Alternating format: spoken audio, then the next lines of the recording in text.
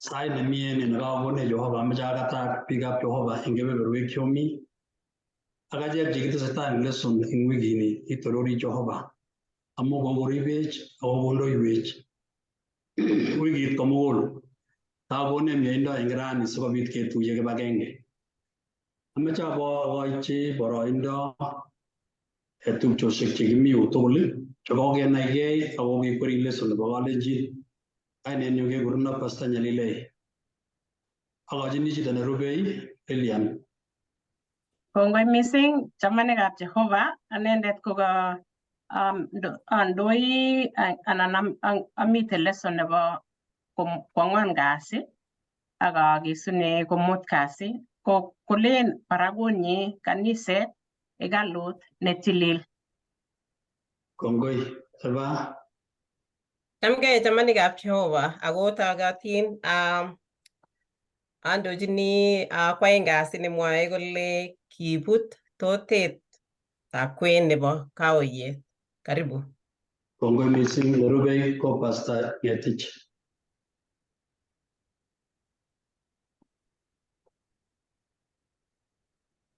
Unmute. Chamanikab Jehovah ojamwa kata ko kenyi amu poroini kokone Jehovah. Aibe kebeberta nebo kosomok kasi ng'alale Jeiso amdoindetab kalyet ko otogotin kot. Kongoi missing ko nebo let ako nesaiwech ko Stephen Aramo. Chamgei tugul chamanikab Jehovah. Kibendi kinetigei tugul betutab Jumatatu nemwoe kolen Kagaigaet nekonunotiotap Jehovah kobun Kimurtoiyot. Ongesanyon. Kitorori kamuktaindet Jehovah eng kasarta neu ni nekekonech asikobit keweny sirutik chetililen kondoiwetab emet netilil. Kisoe Jehovah kele sikobit chekinetigei akobo ng'alionep Kagaigaet nekibit eng Kimurtoiyot. Kenyoru kalyet eng kabwatutikchok ak nautikchok ak sobonwekchok. Ak kenai kele kibo komonut eng taing'ung Jehovah egosiek tugul. Yai ine nemie yeking'ololdosi iboisie nekikikirondoi kityo ako ngobunu ng'alek tugul. Amu nitok somenyo eng Jeiso Yetindenyo. Amen. Amen. Kongoi eng akwek tugul chomi ak chokasech. Kongoi kiboitinik chekimi kibagenge emetab rani. Kilosu Jehovah kemwoe kongoi. Kokoribech ak kokondoiwech. Wikit age ni neter ako nekararan lesson nekinetigei eng wikini ko lesson nemwoe nebo ang'wan lesson nebo ang'wan nebo mut nemwoe akobo ng'oliot neo neking'olole eng wikini koibe amu king'olole kitabutab Efesoek. Mwae akobo katuyet nekituye Jehovah eng oretab Kimurtoiyot ak kanisenyi. Ng'oliondoni ko kaboisie eng Kingeresa ng'oliot nekikure horizontal atonement. Eng boisiet nebo Jehovah nebo sorunet ko kitokos kong'ete kipsengwet akonyo emoni. Kokakonyo emoni nyokong'et Jehovah kotet tetutiet nebo sorunet koboisie chi nekergei ak achek. Koboisie Jehovah sorunenyo eng oretab Jeiso. Eng lesson nebo rani kokonech komong'unet kenai kele mi Kimurtoiyot ako mi kanisetab Jehovah. Sorunet nebo kaptiang'natet nekibo tai lagokab Israel chekimitei eng kong'atet ko eng kasarta age tugul kanyokokimit Paulo eng barwetab Efesoek 2 koitinyo nekitokchinigei ko 13 ak 14. Mwoiwech ng'oliondoni kole ako eng nguno eng Kristo Jeiso ngasoman Kalenjin ako nguno eng Kristo Jeiso okwek chikio loen kokakekono oriku eng korotikab Kristo. Kamwa ng'oliondoni komie kole achek chekikiloen ako nguno achek chekikiloen. Ngoboisie Paulo ng'oliot nekamwa kole ako nguno ko betut nekisire barwet. Ko ngosire barwet komwochin kristianik chemi Efeso kole sarunet komaogeni kotokonyo. Kiketetwech sarunet. Kikome Jeiso amu achek. Kikokon korosiot Jeiso sikobit konyo kokonech katyaknatet. Akane kokimit komwa kole mi kit neimuchi komutwech kerikyi Jehova. Noto ko korotikab Jeiso. Eng betusiek chekibo tai eng Yunanik, ko Yunanik chechang ko ki biikab bororiosiek Yunanik kotomo kotach Jeiso. Ko kimi Yahudik, ko Yunanik ko kitindoi atebet nebo sautik nekergei ak biik tugul chebo Kalenjin chekitindoi kiptaiinikwak chekicham kosoe eng betusiek chekibo tai. Ko eng Yunanik chu ko ki kasarta age tugul ko kitindoi kiptaiinikwak chekicham kosoe. Ko kinyokokas Jehova nebo Yahudik konyor maket neo mising konai akobo yetunetab Jehova. Amu tuguk chekicham kokoitoi borosek ko kikikoitoi borosek ketundoi korotik. Keboisie tiong'ik mising ko konunoik chebo tiony nesobei. Amu korotik ko sobondo. Ingeti sobondo ko kitiny korotik.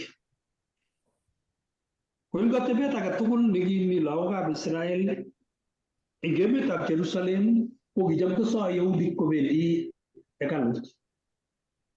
Ak kicham kokoitoi borosek kimi kakitech hekalut nekio eng kaptesisio nenywanet. Eng Nandi kekure kapkoros. Ko kapkoros ko kikitise biik. Ko kikicheng'e arwetab kechir nelibot. Ngolel kolel bong. Ko ngotui kotui tirimis.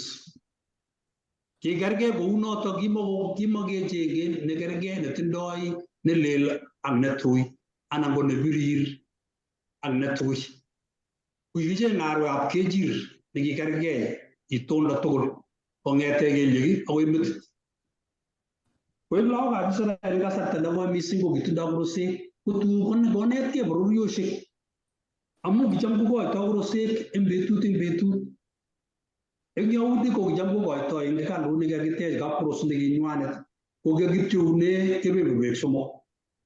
Kebeberta nebo sang yun ko nekikikoitoi borosek chetai chekienyei ko kakonyo lelutiet nekakonyo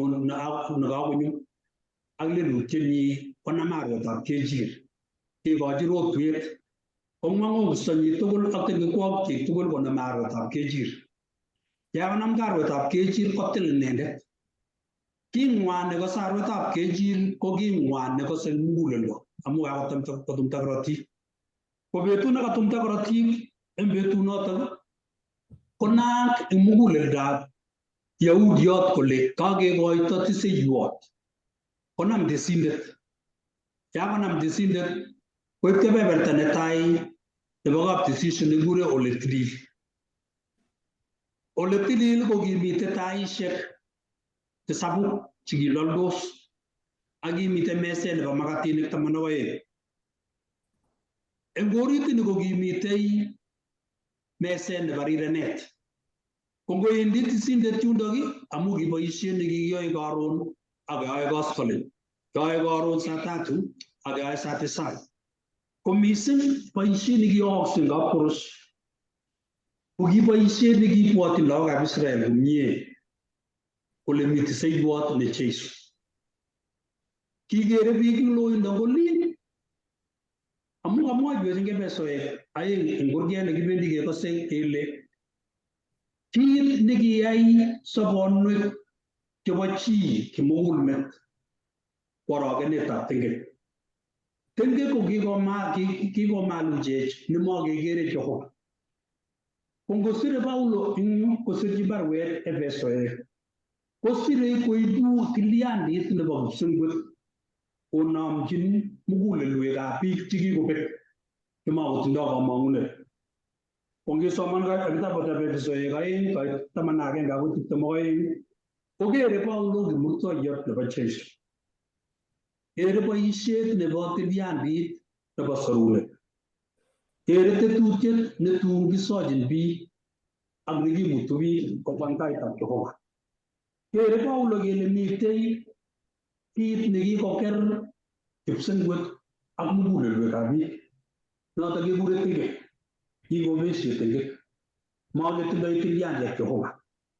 Kong'ete kosirto kakebut sigindenyo Adam, kwachek tugul ko kikebut tengekinik kong'ete siget. Kokirong'u kit nekosirtoi kele mugulelwekyok ko kikebeku ako maketindoi komong'unet. Ng'olyo nekikimit Paulo eng yu ko kaker Kimurtoiyotab Kristo Jesu ko oret agenge nesoru chitugul ako neiumi tugul. Kimeche kimi kechirek ko kimutu chitugul nenyinet akonyo koeny akokochi tisindet korotik, kong'et tisindet koib korotichotok akoi hekalut. Kogen konyil agenge eng kenyit eng arawetab tisab eng betutab taman, betut nekikure ka betutab katuyet, ko kiwendi ak korosek oeng ako ki ng'ororik mako kechirek. Yakokoito ng'ororik oeng koib kaptisisio ak keser barbarek. Nekebutyi kebeberta nebo Kiptayat keenye, ko nemaibutyi Kiptayat kemondoi kwo sang ak kerat kegen betut nebo kaptisisio kokakokeskei, kokaketuiyo bororietab lagokab Israel ak Jehova nenywa.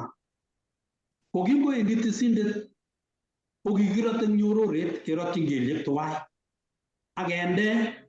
akende twolyot singomite hekalut kekose kele tokosobei amu kitelel eng taitab kapkirwok nebo ng'ony ak kipsengwet, kokoitoi tiseiwek eng taitab meset nebo rirenet. Komi ng'atutik 10 ako kimi kebeberwek chebo kerubik chekiu malaikaisiek chekikemut yotok eng oritab hekalut orit. Ko ngakeyan amu kinyone boldet ngeyan kerosyot nebo lagokab Israel, ko kinyone boldet kong'ete kipsengwet akolelit eng hekalut komugul. Ko ngotuit koboru kele makiyan tengekwokikwak ak somutikwak eng taitab Jehova. Kokachi kong'ololwe Paulo eng yu kokimite kole kinyo Jeiso koib tilyandit nekimotokomi eng sobetab chi. Akinyo Jeiso koik kito nekure ng'wonindo ak nerekekab Jehova. Amu kito nebore chito ko tengek. Nekiya Jehova nyokosorwech komu tengek. Mi ng'atutietab Jehova. Kole ng'atutietab Jehova kiptengekyot konyolu kome. Mami or age nemuchi eng chi nekakobut ng'atutietab Jehova, ko mami or age nekemuchi kesorune ipkoek Kimurtoiyotab Jeiso. Ko Kimurtoiyotab Jeiso ko kiibe mugulel sobetab Jehova eng Jeiso, sikobit kokoito Jehova konunenyi nebo werinyi netindoi itondo ak kerkeindo nebo Jehova. Ng'atutietab Jehova ko tilil, mabutei ako makiwechi. Ng'atutietab Jehova kobo koikeny, mawalaksei. Eng lesson eng kebeberta nebo Jumapili komwoe kole kakemutwech keribu mising eng Jeiso. Eng Efesoek 2:1-3 komwoe Paulo kole akikesobech okwek, ako kikisobok okwek chekyobekunotin amu yoitwogikwok ak tengekwogik. Kamwa Paulo komie kole kikibekunotin achek ako kiyo betut nekikibeku. Kikibeku betut nekilel Adam. Kechub bororietab Adam ak korotikab Adam. Kong'ete lakwet netai nekasich Adam nekikure Kain, ko kitindoi chubisiet eng muguleldonyi. Kowalak Adam koek chito nekakoek bunyotab Jehova amu kakekol keswotab bunyondit eng kwenutab muguleldo ak keswekab Adam. Ko kiui Jehova kowal Adam amu kakobut. Kong'et Jehova kocheng oret age nekisorune chito. Kocheng Jehova arwetab kechir. Komi Adam achingur Ingia bugu tapedel. Amu kakome. Kagegure kakome chicho mu magotindo tamirmirietab Jehova. Magotindo tilyandit nekergei ak Jehova. Magogere Jehova kimni. Magong'ololdos ak Jehova. Kemanda Adam ngabugu tapedel nakobo malaikaisiek ak keisto kabugu notok simaam logoiyat nikikoyet nikale Jehova matoamchi kimite taban akoi kiptegityo nemokisobe. Kemanda inendet. Konga kamandaetab Adam nikikimanda eng kabugutab Eden. Kotetutiet nebo sorunet nikimutwech kokeny eng oretab meet. Amu kakechub Adam kele nekalel inye nekebut ngatutiet ko melekta tegek ko meet. Mami or age tugul nebundoi Adam imuche kosarune Jehova. Ipkoek meet no kitoune kesarune Adam. Ko Kimurtoiyot nebo Jesu nekamwoiwech kole eng meetab Adam ko kikekurene chechek tugul kikobek. Magetindoi sobet nyokole anyun Paulo kikesobok kokwek chekiobekunotin amu yoitwogikwok ak tengekwogikkwok. Yoitwogikyok angot ngicham anan ko mecham ilele. Amu mi korotik, mi banyechuchok chekibendote, mi kabwatutikyok, mi sobonwekyok, mi kabwatutik chebo sobetab chitugul. Ko amu sobetab nebo Adam nemite kelutab meet, komami or age tugul nekemuchi kesorugei achegei eng achegei. Imuchi komieit chito kokararanit, kwo sukul, konyor atebet nekararan, kong'alal ng'al chemiachen, kotebi komie akoi inyi, kotebi ak lagokyik ak biikab kokwet komie. Lakini len Jehova achicha kiptegetyot chichi ko meat kora. Amu meet nebo tengek ko kikolach ibinda age tugul nebo Adam. Yomitwogik chekitindoi ko amu notok. Ko kamwoiwech Kristo nyu kele rikunat kipsengwet, kamwa Paulo komie kole kakokonech Jehova kosobe. Kakokonech Jehova Jesu. Nyokoib Jesu lautiet nyo nekergei ak ane, nekergei ak inye. Kola Jesu lautik chebo bororiosiek tugul ak ibinda age tugul ak kutuswek tugul. Tengekwogikchok chekikiyai sigikyok nganda kabadam, tengekwogik chekiyoe nguno komami terchinet. Kikurenech achek ko kikemaste keiku bunikab Jehova. Bunyondit nekikobit ko amu tengek. Konyo Setani koib bunyondit notok ak kokweri Adam, kokweri kabwatutikyik, kokweri atebetab Adam, kokweri atebenyo eng oret age tugul sikechub Jehova. Koek koindet kiptaiyandetab mugulelwek komami Jehova. Amu kingoistogei tamirmirietab Jehova eng achek, kong'et tamirmirikab biik ak kocheng tamirmirietab chito nesobee kimnotet age neo. Ko kimnotetab sobet notok kobo oindet. Ikere tapkwai chito boisionik ak kwong'utik cheechen chekiorogene. Borei chito age, igetigei chito age, iyal age sumu, borei chito age, ng'wektoi chito age. Kotebi kwokyo tugul ko kikikol eng keswekab Adam.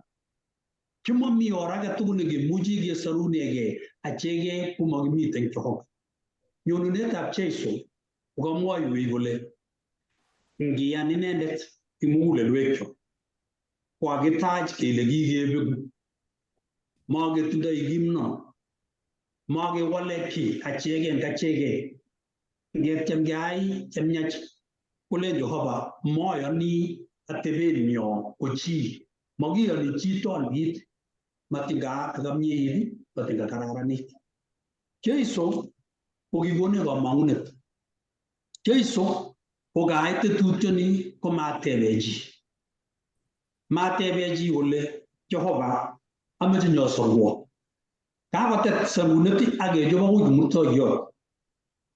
Kit nekichop Jehova kong'ete taunetab ng'ony kotomo kelumda emoni kokimwa akobo korotikyik. Kokanyo kokimit Paulo ing Efesoek 2:11 akobo korotikab Jeiso ne sobondonyi. Kou kechirek chekikikoita kinye kenye ketise lagokab Israel akoba gaa kokakeanyin ako makotindoi lelut age tugul. Kokonech Jehova kalyet nebo muguleldo. Betut nemamite Jeiso mugulelwekyok kworokendos sobonwekyok. Kitindoi kabwatutik chebo cheyachen eng betut age tugul. Ako Jeiso nekikonech kamang'unet ketindoi logoiwek chemiach. Lesson nebo rani ko ketoror kele kikwa Jehova tuguk tugul kikesobwech eng mieindo. Mami kiy neketese, mami kiy nekeyoe ipkoek keyan aketach kele iman makitindoi kiy nekararan. Ngeyan Jeiso mugulelwekyok koib Jeiso kimnotet konyoiwech kat akokonech sobet nebo katiaknatet. Kongakenyoru katiaknatet eng taitab Jehova komakekeregei eng oretab kioit nebo Jeiso.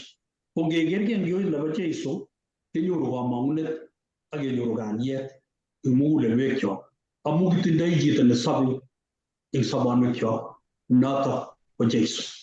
Kitoche chito nerubei sikobit kotesetai yotok. Kwang'ut ng'alecho kang'alalwech kiboitiondono akobo boisiet nekinyekwai Jeiso eng kereretab asista kotuiyo kimugulmet ak Jehova. Kwai ng'aliotab Kagaigaet akotuiyo chito ak Jehova. Kang'alalwech lesson kole Kagaigaet ne Kimurok. Eng nitok koborwech kora kenai kele kakinyo kotuiyo kinyo Jeiso asikobit kotuiyo chito ak chito. Yeityo kotuiyo chito ak Jehova ko borto agenge. Nekinetigei rani eng betuneb Jumatatu kele ng'aliotab Kagaigaet neng'olole kitabutab Kingeresa kole reconciliation ko kiyai ng'aliotab katuyet Kagaigaet kotuiyo chito ak chito. Yeityo konam chito nekakotuiyo ak chito komutyi Jehova ko borto agenge ne noto kanisenyi. Kang'alalwech kole ng'aliondoab Kagaigaet ko kole konunotiotab Jehova kobun Kimurtoiyot. Nekikinyoru kobun Kimurtoiyot. Kenyoru kele ng'aliot nebo tai nekikinyoru eng Kimurtoiyotab Jeiso ko kikinyoru ng'aliotab katuyet. Kimeche kinetkei kidogo akobo ng'aliotab katuyet kele eng kitabut nebo Romanik ko kikeitano ng'aliotab katuyet sikoborwech kole nee nekiakobit. Eng Romanik 11 koitenyi ko 16 komwawech akobo ng'aliotab katuyet nekikiyai eng oret neinegei eng bunyondit nekiakobit eng chito ak chito. Kang'alalwech kiboitiondono kole kimite Yunanik akomite Yautik. Kimite biik chekikuregei icheket chenyolchin bororietab kipsengwet, biik chekikuregei chekikelewen ako manyolchin chi age bororioneb kipsengwet amu kimite biik torobek chekibo bororiosiek akomite anyun Yautik chekilokab Israelia. Eng nitok ko ichek chebo bororiosiek ko kile kiloen akimakotokotinye kamang'uno. Nakomwa eng wikit konye kele ki biik chekikakekure kipsakarek chekimakotokonyolu eng taitab Jehova akimatikotinye kamang'uno age tugul akinyolchin meet nebo agoi. Eng notok ko kikere Yautik bichotok komanyolchin bororietab kipsengwet amu makiyai amu makimuratan ako ki biik chekibo bororiosiek. Komwawech kitabuneb Romanik 11 komwawech katuyet nekinyekwai Jeiso eng chito ak chito asikobit konam kokakotuiyo chito koek agenge komut taitab Jehova ko kanisenyi ne agenge. Kong'alal kitabuno kole kaitenyi ko 16. Komwa kole angot kotilil tongwaniat kotilil kit komugul akine, angot tilil tikityot kotililen akichek temenik. Taite 17. Ako ngotko kikiri temenik alak akinye neiyembitab timin ko kikinamnyenen ichek eng kwenunwa akioyamde koboto ichek chebo tikityot ak akwayetab emdit. Achek chekikibo bororiosiek ko kikirokendoen keeku emdit nebo timin. Nekikinam emditab timin keyai kito nekikure grafting. Kikinam emtitab timin notok kwa chek ne ketit ne ngwan kituiyo ak ketit ne anyiny eng oretab Jeiso. Yeitya keegu tugul ketit agenge ne kiamdoi nebo tigityot agenge ne notok ko Jeiso. Yeitya keamde tugul ak kwoiyet nebo emtit nebunu nekonde metut ko Jeiso nebo akwoiyonotok. Kinyo Jeiso asikobit kotuiyo yunanik ak kotuiyo yautik ko kit agenge eng Jeiso. Yeitya komuti taitab Jehova ko borto agenge ne notok kanisetab Jehova. Eng nitok chamanikab Jehova komwoe kole ngot ko tilil tigityot ne notok ko Jeiso, ko tilil akine temenik ak kotilil ketit komugul. Kinyo Jehova asikobit koyai achek emtit nekibo timin, kinomyenech ichek eng kwenunwa kale ak keamde tugul koboto ichek koboto tigityot ak akwoiyetab emtit. Eng notok kikeyaech keegu Israeliek eng tamirmiriet eng Jeiso. Makomitei yautyot, kinyo Jeiso Kristo asikobit koisto yautyot ak yunanindet. Yeitya kwai kole makomi yautyot amakomi yunanindet kwenung'wong. Makomitei nekikimaratan ak nekikimaratan eng kwenung'wong. Amu iityin Jehova tugul imanda eng kayanet eng Jeiso Kristo. Eng notok kinyo Jeiso asikobit nyikobut ng'oliotab totetab kaauyet eng Ebesoek 2 koitenyi ko 14. Ebesoek 2 koitenyi ko 14 komwoe ng'olio neuni. Kole ameketaune 13 kale 13 ako nguno eng Kristo Jeiso okwek chikoloen eng betusiek alak kokakekono oriku eng korotikab Kristo. Amu inendet ko kalyenyo nekiyai tuwai koek agenge nekibu totetab kwen nebo kaoyet. Kale kokakowong eng bortonyi bunyondit ng'atutetab ng'atutik nemitei eng kayamisutik sikobit kotoi koyai eng inendet chotok aeng koek chito agenge nelel koyai kalyet ak kotuiyo ichek tuwai eng borto agenge ak Jehova eng Kimurtoiyot. So kang'alalwech lesonini kenai anan sirutichu kenai kele boisiet nekinyokwai Jeiso Kristo ko kinyokotuiyo kinyokobut totet nekimitei kwenutab bororiosiek neki alak komanyolchin en bororietab kipsengwet, ko alak konyolchin bororietab kipsengwet.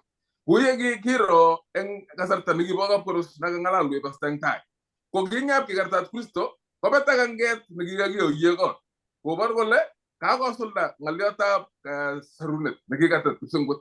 Ko notok kebeberta nebo tai. Kebeberta nebo oeng ko kaoiyosiek tugul chekimite kwenutab biik, tuguk barriers anan kikure kaoiyosiek chekikaker tilyanditab biik eng biik simaker kamanutiet nebo kipsengwet ko kinyokoisto Jeiso Kristo yeitya kwai tugul koek kergei biikab Jehova kong'etegei yunanik, yautik ko biikab Jehova chenyolchin bororietab kipsengwet yekeyan eng Jeiso Kristo.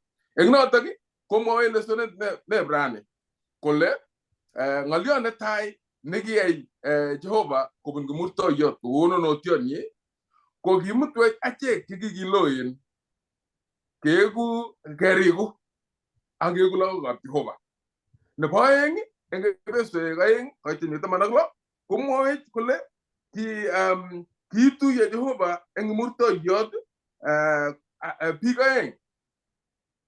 Kiyai katuyet Jehova koisto bunyondit eng yautik ak yunanik. Kale keegu borto agenge eng Jeiso Kristo. Nebo somok ko Ebesoek 2 koitenyi 18-19 komwoe kole notok anyun amu kikwai ng'oliondoni komakokitoek kikeegu tugul amakokitoek amakokibunotik, lakini ki lagokab Jehova ngo ki yunanik anan ko ki yautik ko ki lagokab Jehova achek tugul eng kayanet eng Jeiso Kristo nekinyo asikikartat ak kwaech keegu kit agenge eng Jehova. Yeityo komutyech taitab Jehova ko ki kanisetab Jehova nekakeyai koek kit agenge, nekakoek keyai koek kitindoi kabwatet agenge. Noto ikose ng'ololi kitabutab Korindoek netai 1:10 komwoe kolen asomong mising anyun chekitupche eng kainetab Kiptaiyat Jesu Kristo alomwa tugul kit agenge simabit kabesyoshek eng kwenung'wong ako sioegu chebo kabwatet agenge eng kirwoget agenge. Noto kimoke kanisetab Jehova koikikonyo Jesu Kristo akoyai katuyet eng chito ak chito kokanyolchi keegu kanisetab Jehova chebo kabwatet agenge. Manyolchinech ketindoi kaoyoshek anan tuguk che iboru tofauti age. Nyolu keegu chebo kabwatet agenge akenai kele ki lagok werik ak tibik chebo Jehova achek tugul kakerkeitu ngoi eng kayanet eng Jesu Kristo nekinyo kome akobo achek. Eng notok komwoe leson kole notok ko bitu kagaigaet eng kasarta nekang'et kayonindet age eng kaniset akonde taban ki age tugul neibu pcheet ak kayonindet age akoyan kayonindet notok age bo kaniset kole inendet ko tupchet anan ko chepkametit nechamat akoyan kit ne kakikon.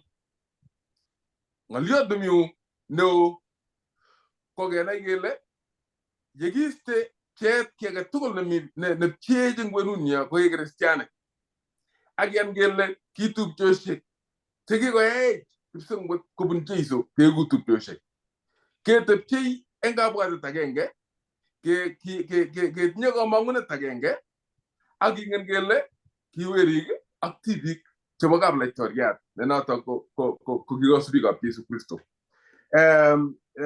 Shatare eng yutou ameche asoman kit agenge nekimakenech koek kristianik eng Romanik 11:9 kong'ololi kito nekimakenech achek ko kristianik chekikotuye Jesu Kristo keamde chebo tikityot agenge ne notok ko Jeiso.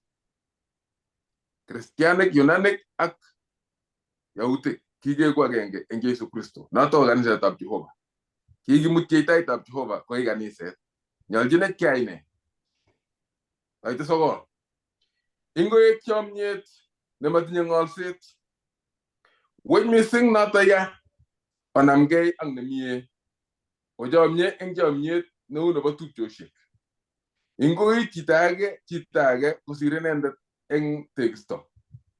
Eng kakiletabgei amochoriren okilgei mising eng tamirmiriet oote Kiptaiyat. Oboiboitu eng kamang'unet omuite eng nyalilda. Okilchigei sait kotugul. Otoret chetililen eng tuguk che bononi. Oyebitu eng toek. Oberur cheusok. Oberur amochuk. Oboiboitu koboto cheboiboi. Oririo koboto cherirtos. Oegu chetinye kabwatet agenge okwegei eng okwegei. Amo ng'oshigei tuguk chetororen akonamgei ak cheming'inigei.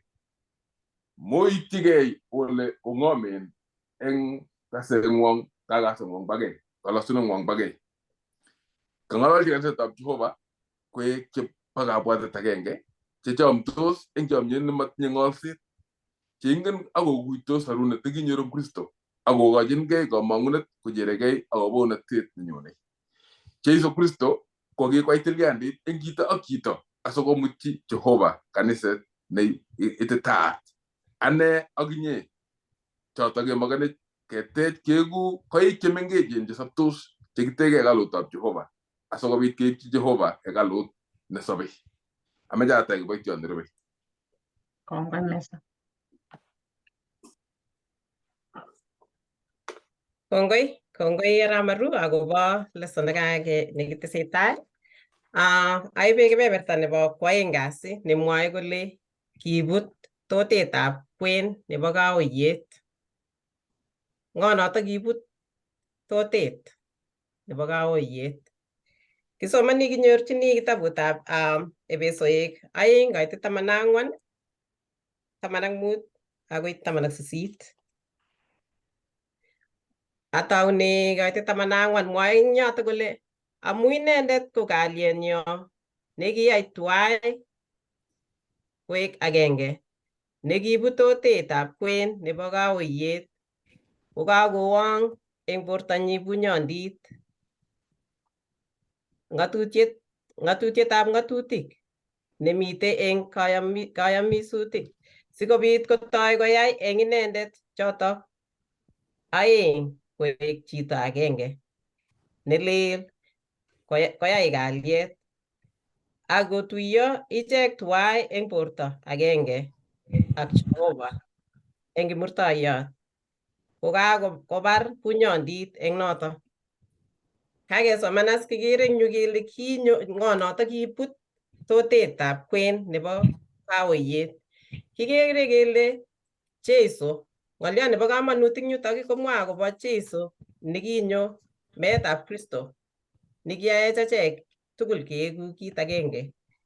Eng Galatiek 3:28 komwae kole maimukaksei kele mi yautiot anan yunanindet, amami otwogindet anan neitiagat, amami ne muren anan tie, amu okwek tugul ko agenge eng Kristo Jeiso.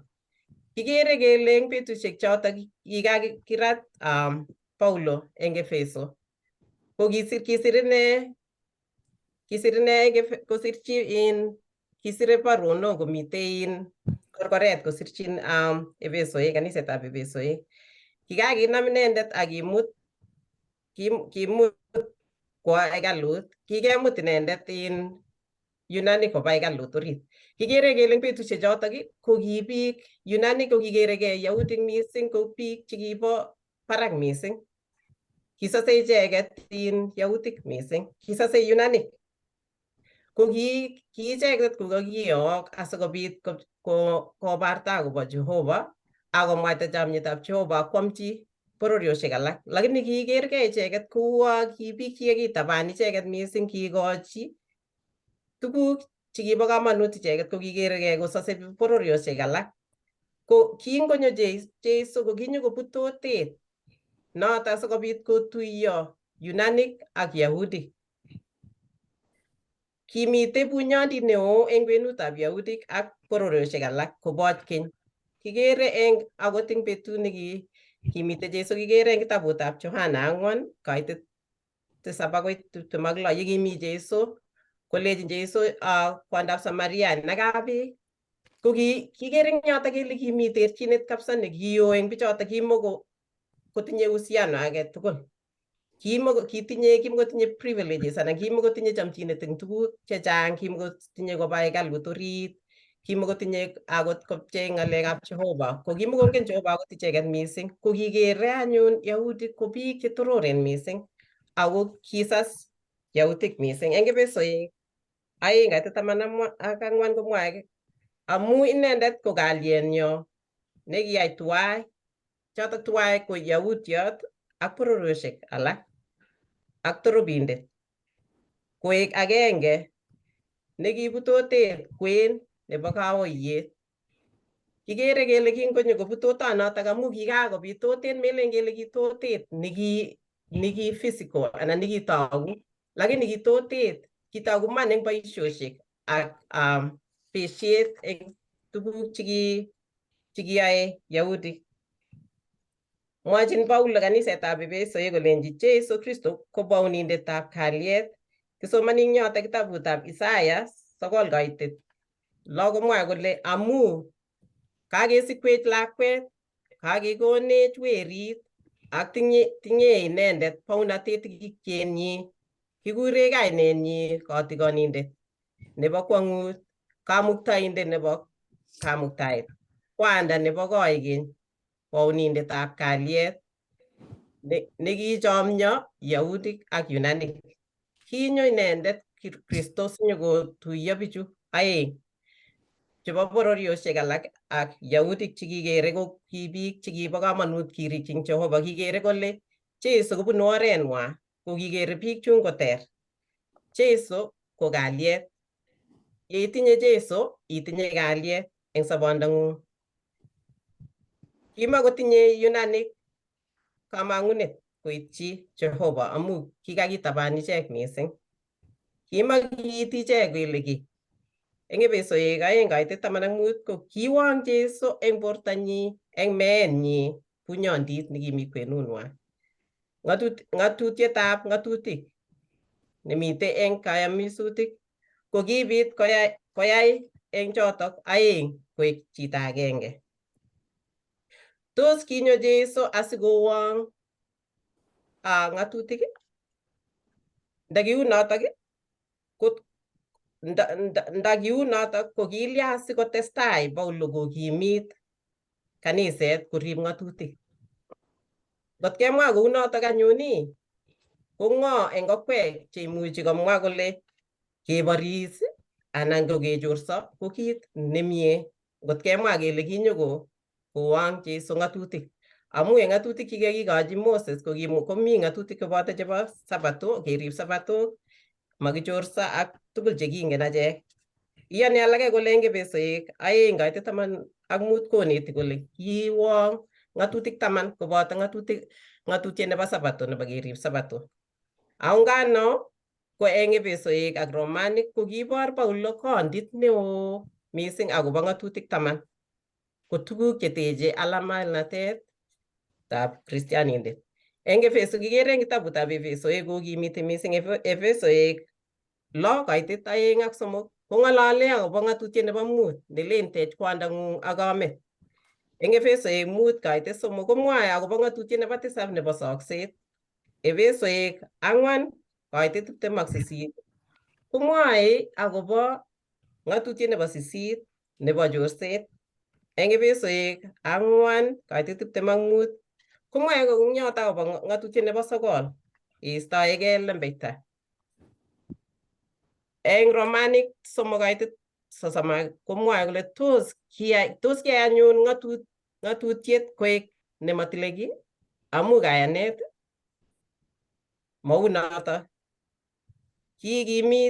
Kinyo Jeiso sinyokokimit ng'atutiet. Kingonyo Jeiso ko kinyokoisto tuguk chekibo karureiwek chekicham komi eng betusiechoto kingen kele kichang tuguk mising chekisubi biik. Ako eng betusiek chekibo tai ko kicham kakero eng yo kele kicham keboisie nego. Kingokakolel chito ko suppose kenem kiy ketumda korotik. Lakini ko kingonyo Jeiso nyikome eng Kimurtoiyot kole kakokeskei choto ko kimelen kele kile kakobek ng'alekab ng'atutik chekikakikon. Mwae kora Jeiso eng kitabutab Mathayo 5:17 kole molen kianyo abut ng'atutiet anan mautik. Kimanyo abut ako ayai kosulda. Ng'atutik chekibestos Yahudik ak Yunanik ko kikarureiwek kikakwa Yahudik koek oret nebo sarunet. Akoteshi alak kikere kele kiteshi icheket Yahudik karureiwek chechang mising ak ng'atutik kwak chechang chekiyondoi mising in Yunanik chekimakomuchi koit yoto. Eng Galatiek 2:11-14 komwae kole noto anyun keboisie kaitosiechu kiwong'une ng'atutik 10 mising eng lapkeiyetab kaitosiechu alak tugul eng bukuit. Eng Mathayo noto kamwae kole molen kianyo abut ng'atutiet anan mautik. Kimanyo abut ako ayai kosulda. Mwae Jeiso yoto. Eng ng'atutiet eng Efesoek 2:14-15 komuch ko tetutikab ikorwek chebo ng'atutiet chekibestos Yahudik ak bororiosiek. Kinyere sirik ak Farisaik kingobor ng'atutik kotoi alak chechang. Kikere kele kichob ng'atutik chechang mising chekimuch koit 630. Kichang mising. Ng'atutik chekibestos bororiosiek. Kibestos murenik, kibestos kwonyik, ak kitoboni biik alak mising. Eng Efesoek 2:18 kole amu kinyoru achek tuwai, that is Yahutiot ak Yunanindet. Eng inendet orenyo eng tamirmiriet agenge nekiite ole mi kwandanyo. Korotikab Kristo kosire chekibo kwesik. Kikoyaech korotikab Jesu kesich achek tugul keeku agenge eng chamchinet nebo nyoetab kat ak keeku lagokab Jehova. Eng betusiekab Kristo ko kimitei inatut nekim akotoror nekibestos chekitononchinik ak ribikab ung'otikab Jehova ak bororiosiek alak. Ngana ko kinyo Jeiso nyokowal tugul. Kiilul Kristo inatunoto asikobit kesich kelchin ak keeku achek tugul agenge eng chomyet ak kesich chomyet eng biik alak. Eng Kristo kokergei biik tugul. Nyolu keker biik tugul kokergeit, ketupche tugul. Tos eng sobenyo ketinye inatut nekikeonde biik alak? Tos eng kanisenyo ketinye eng kanisetab Seventh-day Adventist komi tugun chekikeyai mising kekirinde biik alak? Tos kikeregei achek ko kitililen mising kosir biik alak? Achek tugul ko kinyokotuye kingome Kristo eng Kimurtoiyot ko kinyokotuye Kristo ak Jehova. Akotuye asikobit kesich ko ngetinye Jeiso kemuchi kebarte chomyenyo ak kecham biik alak. Kengen kele kikerget mami akot ngetinye somanet anan ngetinye kiy age anan ngo biik chelelachen, ngo biik chetuen, ngobo lugait age, ko achek tugul ko ki lagokab Jehova. Kikonyo Jehova kobet tutanoto asikobit keliakwek keeku agenge. Tebegei kityo ile tos akirindoi chito age, tos kiatech totet nemaimuchi koker biik Jeiso eng ane? Tos kitinye nyoetab kat eng biik alak yoiwech cheyachen akonai Kristo eng achek?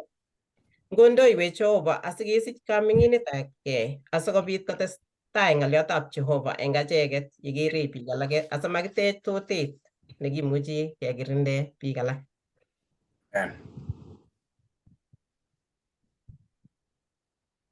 Bas, kongoi Eva amu kebeberta nekoib. Kibendi anyun kebeberta age nekinetigei ne notok keng'olole Jeiso amdoindetab kalyet. Jeiso ne amdoindetab kalyet. Kang'alalda ano Paulo akobo ng'olyondonitok.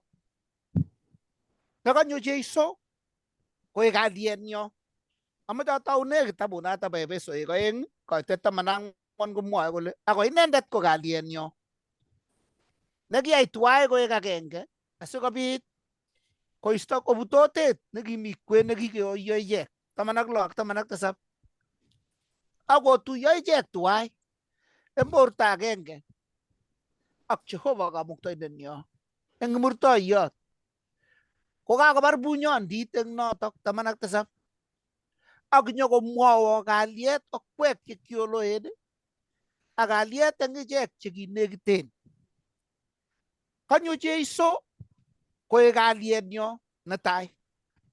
Tatyo nyokoek amdoindetab kalyanatak amu kakotuyech ak Jehova koyaktech akichek kemwaite kalyet ak nyoetab kat ak kagaigaet asikobit keeku cheikoikoi biik alak nekoto Jeiso sikobit kobwonchi kalyanitak. So kuye kakeker ing yotok ko tebutiet nyo ko kinyorundoi ano kalyani kotko wal mugulelwekyok ak sobenyo nebo kotugul. Makokonech kityo kalyet ak Jehova ako kokonech kalyet ak biikab kokwotinwekyok, biikab korikyok ak istonokyok, lagok ak sigik, moning'otoik ak osotik.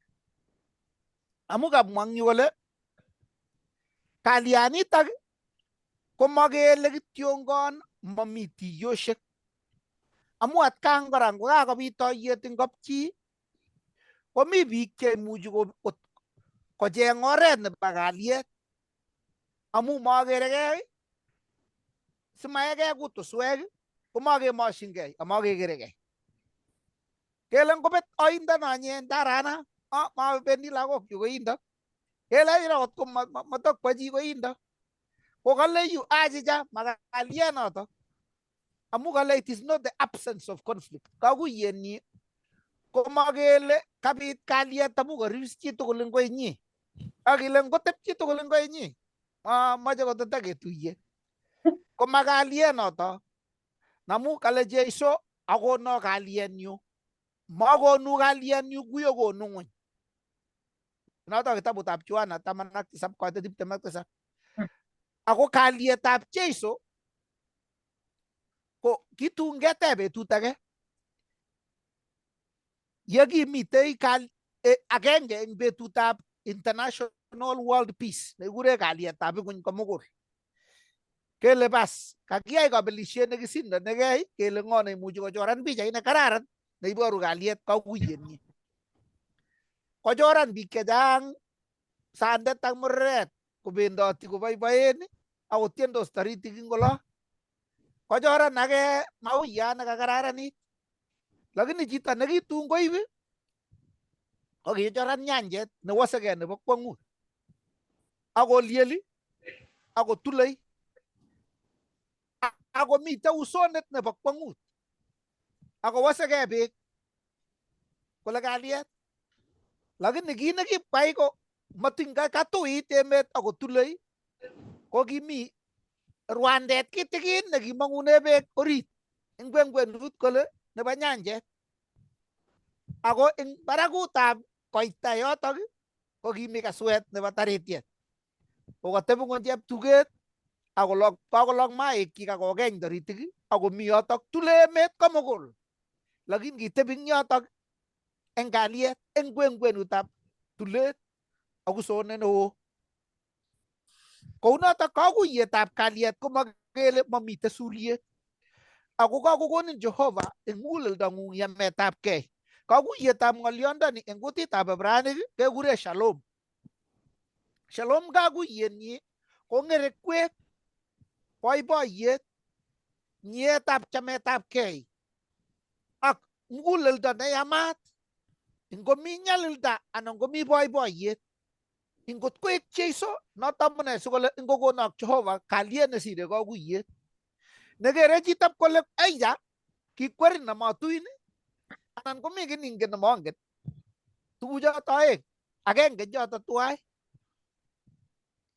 ako ngokanyo komen Jeiso muguleldo ng'ung kobitu yamen akot matinganyo kochotin chito ikose kiy nekarar kasis eng muguleldo ng'ung akoi komwa chito kole ngomawolwo koyait ako kawolchi koyait kole aiya tokoi kong'etei an yang'et ko tokoi kobete olachute ngametokwo tap kolen mutai koso kole ako kilyang chachubin atkinye mayai ako asome nyoetab kat amu kopkobaratkei kabwatutik chuk inegei ipkowek nyosom nyoetab kat amu koek Jeiso.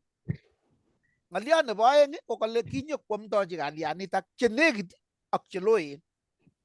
So tebutiet eng yu ko kateb amache keker yutok cheloen ko ngocho ko chekinekit ko ngocho chekiloen ko yunanik chekibo bororiet age chekinekit ko ki Yahudik.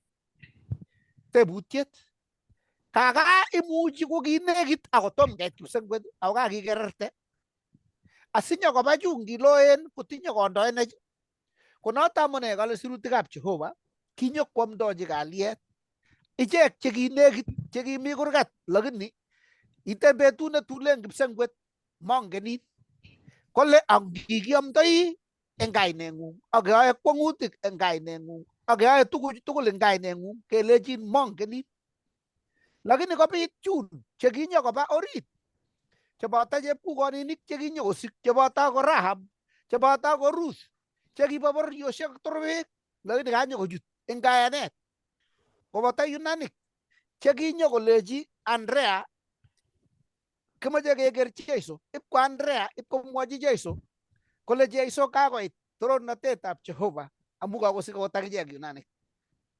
Tos kimene nekiliam kelen memene nekimene cheptol tos kimene kele acha kikisikchei kanisani acha achek ko kishekenam logoiwechu koek keny Tos kimene notok kou Yahudit ordo biik alak yekingesiche Jeiso. Kokibwa biik che ng'omen chekibunu emet nekilo kotinye koteb ipkonyor lakwet kotokoarerendos chu Farisaik ak sirik komengen kole ano ole kakisikyi. Lakini konye kiborchi ipkoit biik chekiloen ng'amotik chekibunu ole loo chekiwenye sirutik nga kimokoba kanisanatak. So tebutyenyu ko ang achek chekikokonech Jehova muitaet, chekikokonech kanetisiet, tos imuch kelasege tuguk cheu chu kot tun matae kemetechi. Kewang'une ng'oliot kora nekamwa kole ara kimuchi keibundano kebeberta nekimuchi keib logoiwechu myachen. Irong kitabunoto bo Efesoek kurget 6:14 kole ne? Mwoyoto kole otonon sanyun kokakokirgen suwanutik kwok eng imanit akolach karnetab teget nebo imanit. Kokaorotchi kelyekwok bekchinet nebo logoiwek chemyachen chebo kalyet. Kinyebendi murenik kobendi luget kokakonyi bekchinet kole kakochobok koba kokale akot achek ko yekakechobok kebe koek logoiwek chemya chebo kalyet cheindochin mugulelwekyok. Ingondoiwech Jehova sikobit kemwaite logoiwechu myachen akeku koboto chemondoi koibe logoiwek chemya chebo kalyet. Ingondoiwech Jehova eng kainetab Jeiso. Atoche kanetindet age. Amen. Kongoi missing eng kanetisiet nekakenyoru. Abwati ale nenyunet ko kakong'et koek summary amu kakemwa tugul.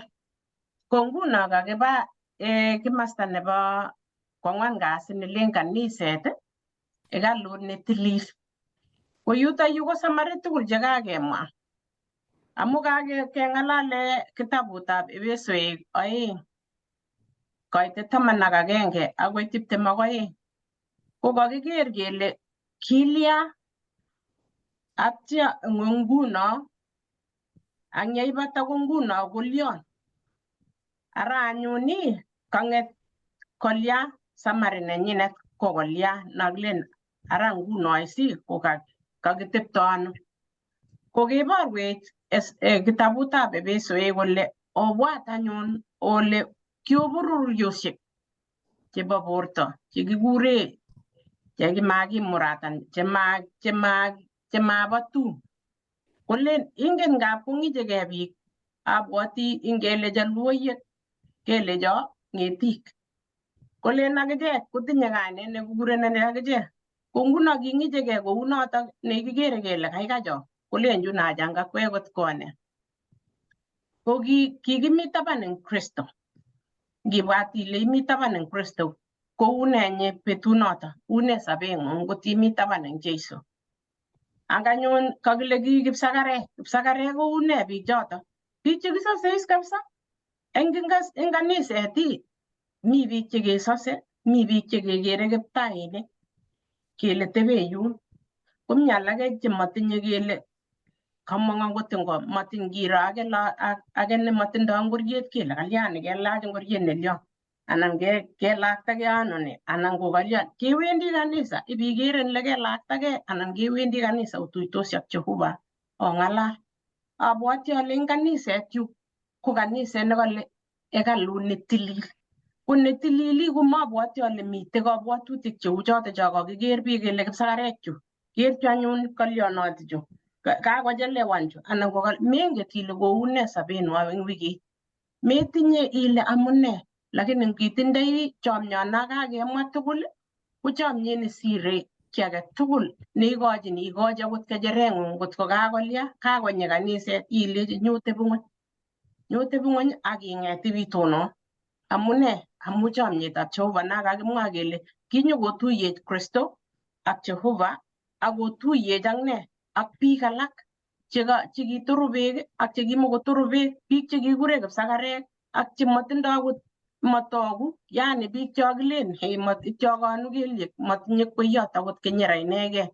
Ko eng inye neitindoi kenyera aeng ipchi agenge. Achek chekitindoi tuguk chemi kot chekikinyit kot makitindoi kele tun kiibo ano. Ikochi nematinye siker ole waldagei. Ako mising ye ikoite kowalakse muguleldang'ung, iboiboitu kosir neikere nenyalili. Ko kinyo anyun Jehova ako kikonech kinyo Jeiso, kale nguno ko Jeiso ko kikiloen ko eng betusiek alak cho kisirtoi, lakini kikonyo koreiwech asikeeku biik chekakeeku biik nakicham kelen ol biich anan biich.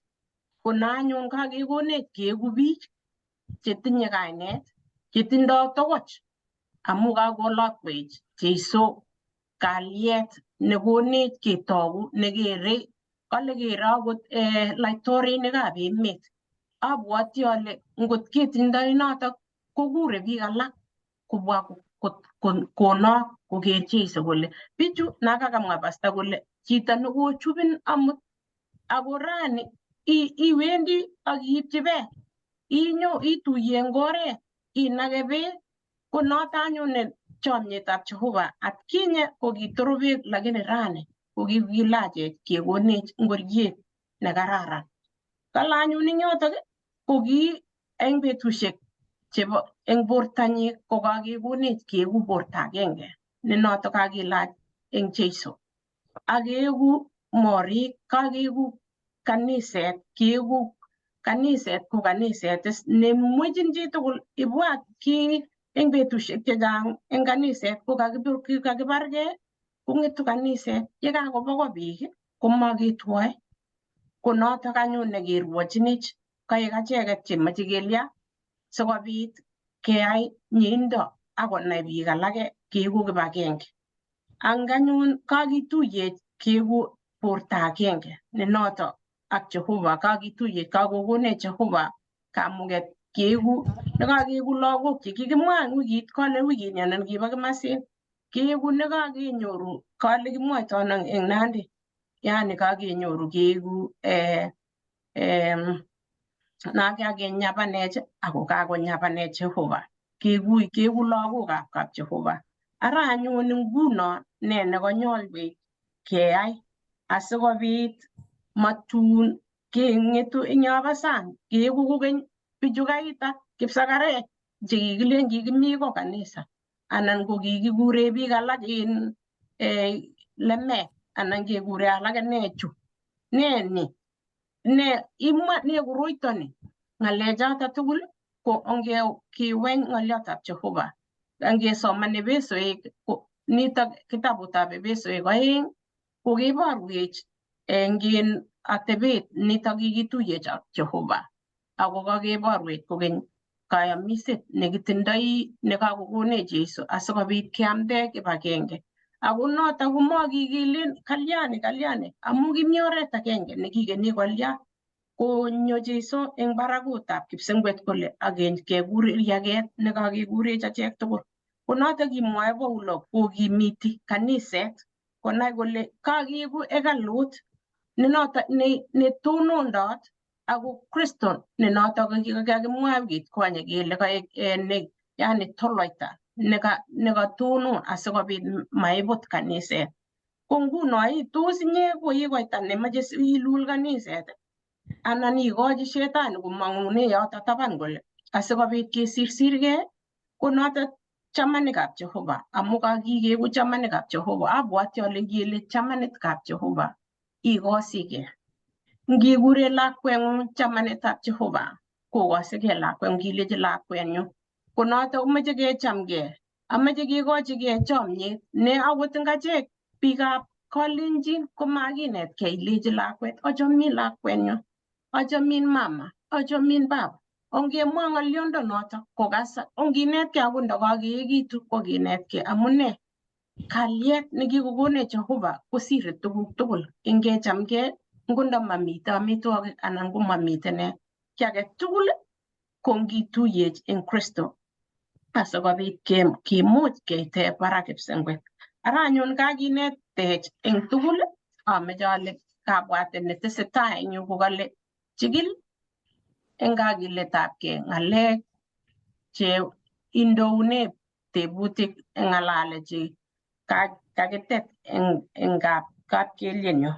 Komite tebutik ae somoku chekakiteb eng chemoche si ong'alal ak wege akoker osoman kora Efesoek 2:11 akoi 20 kole ne ng'atutikab bukuit akobo tilyandishek eng kwenutab bororiosiek chekakikon eng Efesoek.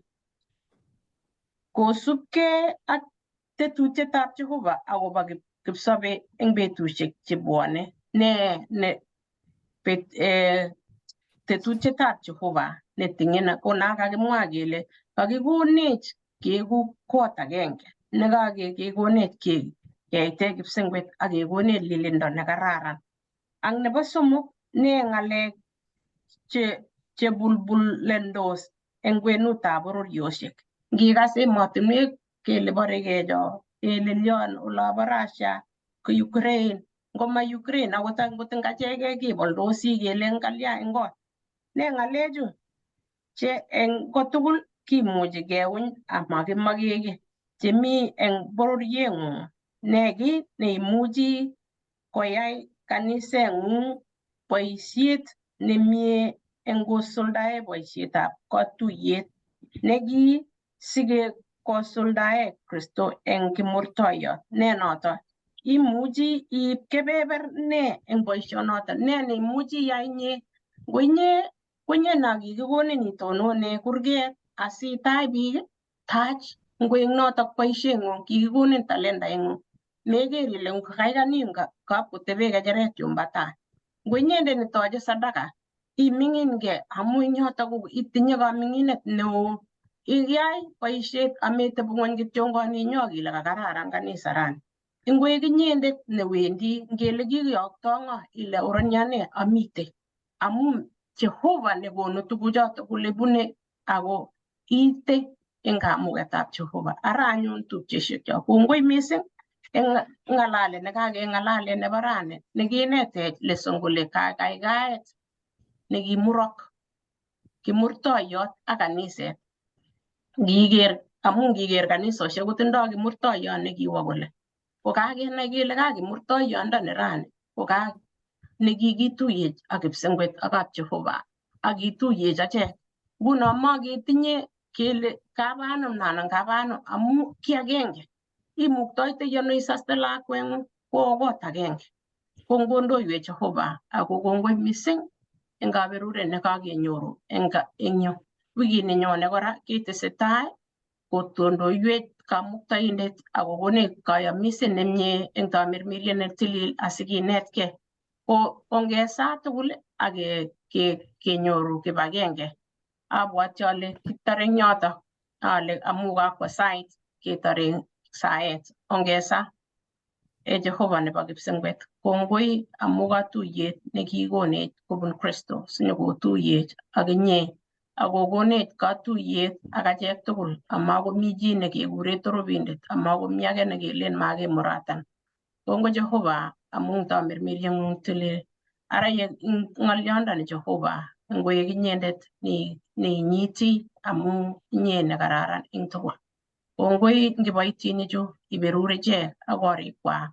Akot chekose Jehova itiny ichek asikobit konai ng'olyondeng'ung. Mising Jehova ikonech kakiletabgei asikobit ye Kristo ketuiye akine eng soet nyokonyabanech.